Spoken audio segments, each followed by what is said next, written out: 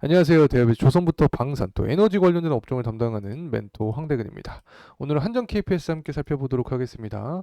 사실 전일 이 총선 관련된 결과가 나오면서 이 원전 관련된 종목들이 다 하락 모멘텀을 받았다. 자, 이렇게 설명을 드릴 수 있는데 이 금일 또 반등을 해준 모습을 보여주었습니다. 특히 뭐 대표적인 종목으로 두산 에너빌리티와 우리기술이 있는데 우리기술도 주가 상승 모멘텀을 받았고 두산 에너빌리티 같은 경우에도 이 주가가 상승하는 모습을 보여주었습니다. 하지만 이 한국전력과 한전 KPS 같은 경우는 이 주가가 좀 강한 이 하락세를 계속해서 이어주고 있다. 자, 이렇게 표현할 수 있을 것 같은데 좀 많이 억울한 상황이라고 저는 생각을 하고 있습니다.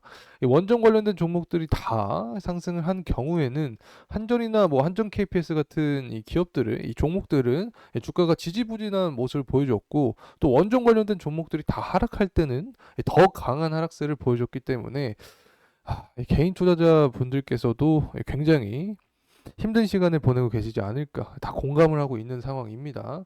또 앞서서도 언급을 드렸지만 민주당이 또 승리를 했죠. 그래서 이 고준위 특별법을 반대할 가능성이 굉장히 높아졌습니다. 이 고준위 특별법 자체는 뭐 다들 아시겠지만 이 방사성 폐기물을 영구 처분할 수 있는 그 시설을 마련하기 위한 법안이죠. 그래서 통과하지 못하게 되면 이 또다시 신규 원전이 건설이 불가하게 됩니다. 그래서 이 11차 전기본도 또 연기될 가능성이 높아집니다.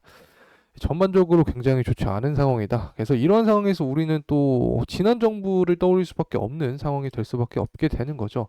뭐 탈원전 정부를 다시 한번 생각을 할 수밖에 없는 상황인데 당시 한전의 영업이익을 보게 되면 이 굉장히 가파르게 하락한 모습을 보여줬습니다. 적자폭을 기록을 했는데 이 탈원전을 진행을 하면서 가동률 원전 가동률 자체가 하락을 했죠. 이명박 정부 때 보게 되면 90%를 기록을 해줬습니다. 하지만 그 이후에 이 박근혜 정부 때 80%를 유지를 해주면서 사실 이때까지만 해도 그래도 괜찮은 모습이었습니다. 하지만 이 문재인 정부 때 탈원전을 진행하면서 가동률이 71%가량으로 하락을 해주었습니다.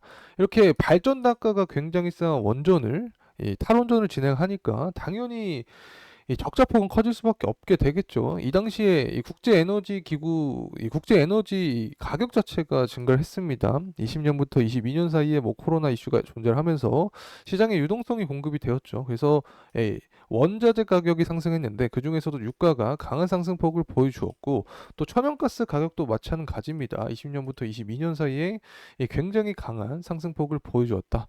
전반적으로 S&P 가격에 영향을 주는 이 원자재 가격 자체가 상승한 모습을 보여주는데 이 발전 단가가 싼 원전을 가동을 안 하니까 당연히 한전은 영업 적자가 날 수밖에 없었다. 그리고 또 지금 총선에서 민주당이 이겼기 때문에 이 원전 관련된 반대되는 입장을 계속해서 강조할 확률이 매우 높습니다. 그래서 이 부분을 통해서 지금 한전이 계속해서 주가의 하방 모멘텀을 받고 있는 상황이다. 이렇게 말씀을 드릴 수 있을 것 같습니다.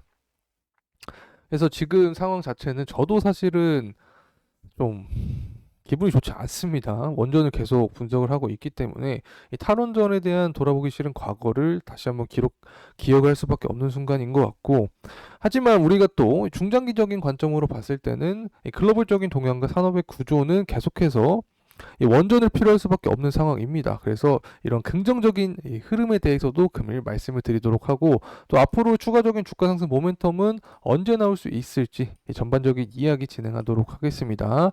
구독과 좋아요 한 번씩만 해주시고 저희 대여 많은 관심 부탁드립니다.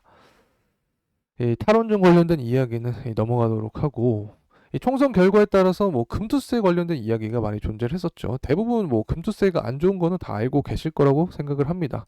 특히 이 민주당 같은 경우에는 금투세를 또 2025년부터 실시를 한다고 공약을 걸어놨습니다. 정말 이 원전을 저는 왜 이 정책안으로 삼지 않는지 이 부분도 의문점이고 금투세를 시행하는 것도 이해가 잘 안 갑니다. 사실은.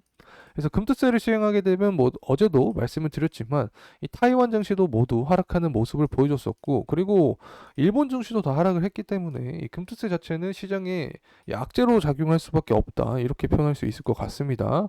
그래서 전반적으로 현재 이 정책안은 개인적으로 마음에 들지 않습니다. 그리고 또 이 산업에 대한 비교를 해보면 이 민주당 같은 경우에는 뭐 반도체부터 재생에너지 또 AI, 2차 전지 다양한 산업을 지지를 하는데 여기에 또 원전이 없습니다. 이게 말이 됩니까 사실은? 이 반도체랑 2차 전지 AI가 이 산업이 증가하면 가장 필요한 게 전력인데 그 중에서도 핵심 에너지원이 바로 원전이죠. 원전 발전 단가가 가장 싸고 효율적인 에너지원이기 때문에 이런 원전을 강조를 안 한다는 것은 이해가 안 갑니다. 뭐 예를 들어서 우리가 물이 필요한데 이 물병만 사놓은 꼴이다라고 설명을 드릴 수 있겠죠. 핵심이 이 원전이 물이라고 표현할 수 있고 이 물병 자체가 반도체 2차전지 AI라고 표현을 하게 되면 핵심이 되는 원전만 빼놓고 이 다른 산업군을 강조하는 것은 현재 이해가 되지 않는다. 이렇게 말씀을 드릴 수 있을 것 같습니다. 넘어가도록 하고 이 데이터 센터 전력 수요량 추이를 가져왔습니다. 제가 앞서서도 말씀을 드렸지만 이 중장기적인 관점으로 봤을 때 원전은 끊임없이 필요할 수밖에 없다라고 설명을 드렸죠. 특히 현재 AI 모델을 실행하기 위해서 이 데이터 센터가 필요합니다. 그리고 이 부분이 바로 이 전력 수요 증가의 주요 원인이다. 이렇게 설명을 드릴 수 있습니다.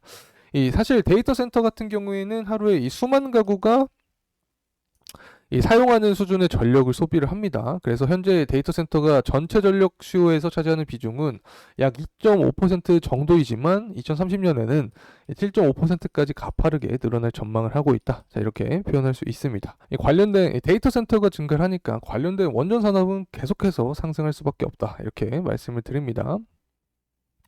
결국 다음은 이 친환경 관련된 이야기인데 이 원전을 청정 에너지원으로서 인정을 했습니다. 이 부분도 지난 시간에 말씀을 드렸지만 이 탈원전을 폐기한 이후에 온실가스가 4.8%가량 줄었죠. 그래서 이 친환경 산업을 강조하는 이 현재 트렌드 자체에서 원전은 빼놓을 수가 없다. 자, 이렇게 말씀을 드립니다. 실제로 표를 보게 되면 온실가스 배출이 2021년부터 계속해서 하락하는 모습을 보여주고 있죠. 이때 당시 원전 가동률을 비교를 해보죠. 원전 가동률이 증가를 했습니다. 그래서 원전에 대한 이용률을 증가를 하면서 온실가스 배출이 하락을 했기 때문에 이제는 원전을 청정 에너지원으로서 인정할 수밖에 없는 상황이 되지 않았나 개인적으로 생각을 하고 있습니다. 이 다음 해외 원전 수주입니다. 계속해서 이제 중장기적으로 상승 모멘텀이 될 수 있는 요소에 대해서 파악을 하고 있는 상황인데 이 체코 원전이 이달 말 입찰 마감이 되어 있습니다. 예정이 되어 있는 상황인데 현재 6월 중에 결판이 날 상황으로 얘기가 나와주고 있습니다. 특히 국내 원전 같은 경우에는 가격 경쟁력이 굉장히 높다라고 했죠. 기술력도 뿐만 아니라 이 가격적인 측면에서 매력적이다 이렇게 설명을 드렸는데 이 문제는 이 체코 정부가 프랑스의 편의를 봐주고 있는 거죠. 실제로 이 프랑스 자체는 EU 전체 원자력 발전의 48.4%를 생산하고 있기 때문에 이 전체 투자액의 3분의 1을 책임할 정도로 이윤의 입지가 굳건하다. 그렇기 때문에 현재 상황 자체가 이해를 못하는 그런 상황은 아니다라고 설명을 드릴 수 있습니다. 하지만 제가 계속 강조드렸던 부분이 비즈니스는 결국에 이해타산이 맞아야 됩니다. 아무리 그래도 우리나라가 기술력이 더 뛰어나고 가격이 더 싸게 되면 우리나라랑 수주할 수밖에 없게 되는 거죠. 그렇게 되면 팀코리아에 속해 있는 관련된 종목들이 모두 이 주가 상승 모멘텀을 받을 수 있다는 점 말씀을 드립니다. 한전 KPS도 예외는 아니겠죠.